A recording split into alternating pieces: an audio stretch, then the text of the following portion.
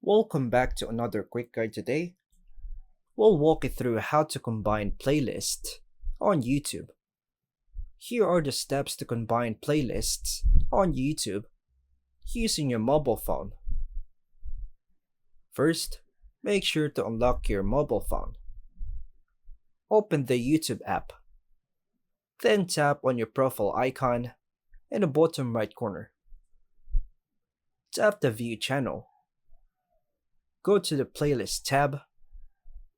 Open the first playlist you want to combine. Tap the three-dot menu next to a video title. Choose Save to Playlist. Choose the playlist you want to move it to. Then hit Done.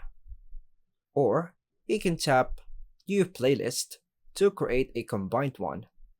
Repeat for each video and the first playlist. Go back and open the second playlist.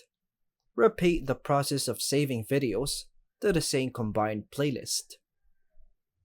Open the combined playlist to verify all videos are there and organized. Optional, you can edit the playlist title, description, or video order by tapping the pencil when viewing the playlist. And that's all for now, folks. Thanks for watching.